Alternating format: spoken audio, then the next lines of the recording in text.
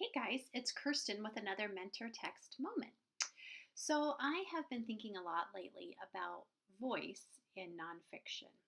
I am working on a workshop about lyrical voice for my local CBWI group, and I've been following an excellent post from Melissa Stewart about voice in nonfiction, and I'll post the link. Melissa references Linda Sue Park and says that voice is sort of the summary of word choice and rhythm.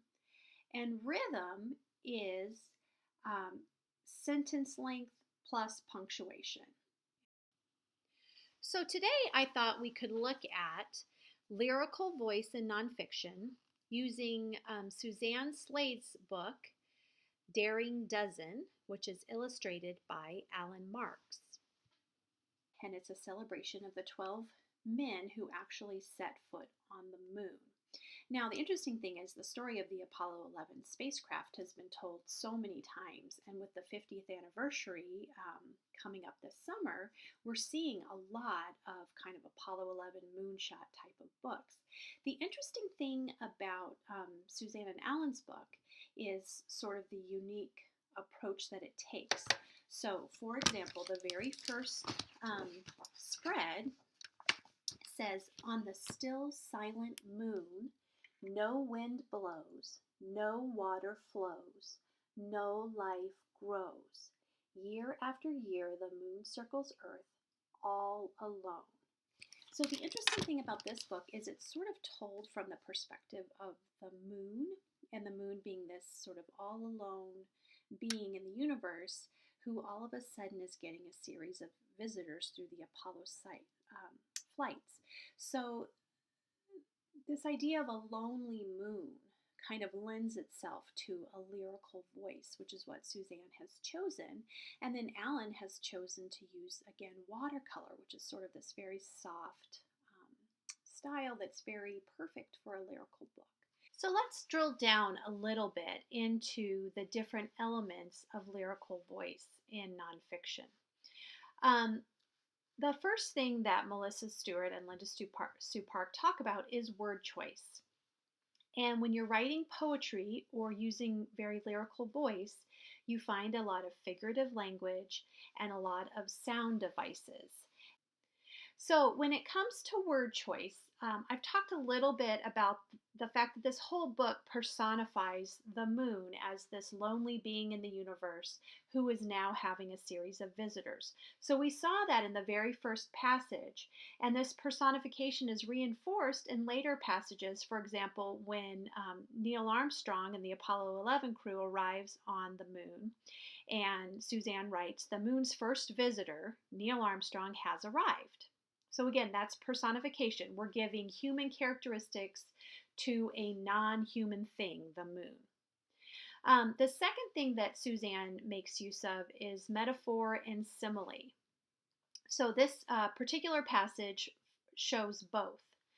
The pilot, Pete Conrad, scours the shadowy surface for his target, a group of craters that looks like a huge snowman. His goal is to land inside the snowman's belly button. So similes use the words like or as to compare two things together. And here we have a simile, like a huge snowman.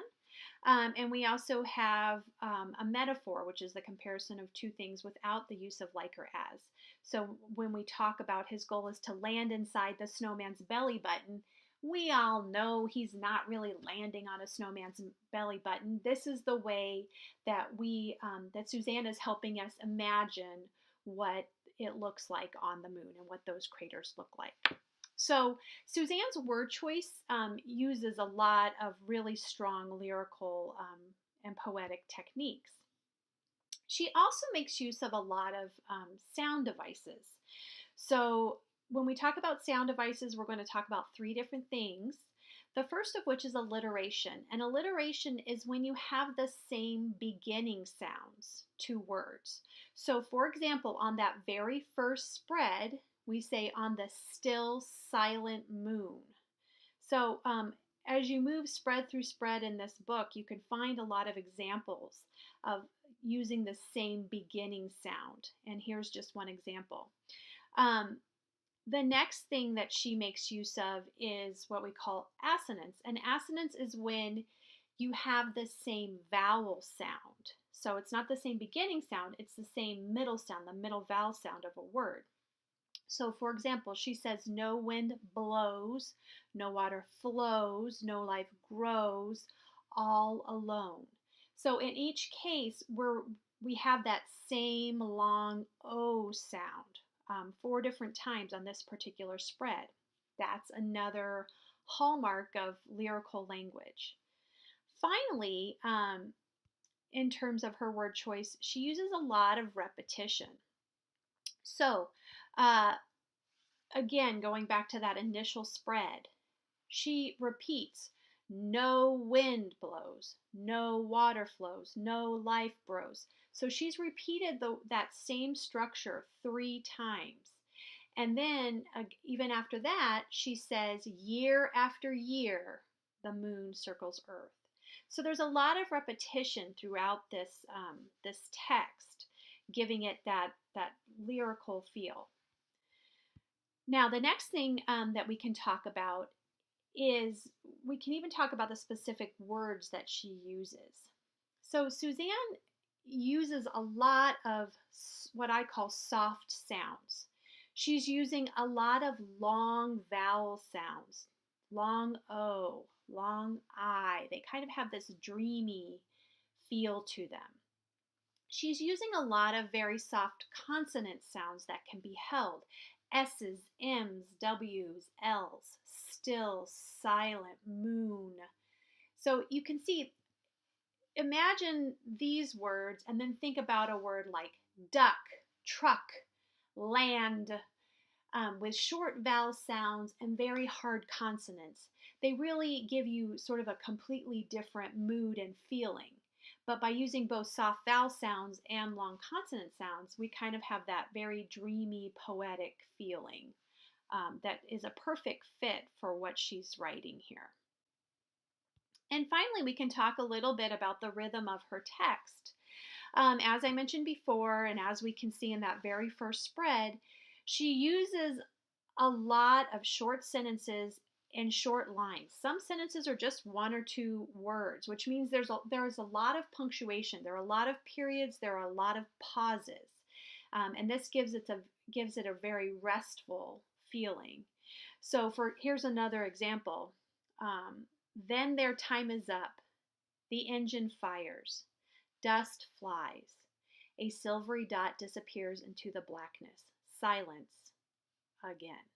So you can see by having a lot of short lines and short sentences, there are lots of opportunities to sort of rest and reflect, and that really adds to that overall lyrical and dreamy nature of the book. Melissa Stewart on her site has an excellent activity for students to analyze different types of voice in nonfiction. I just wanted to give a couple of examples of lyrical voice since that's something that I'm preparing a workshop on.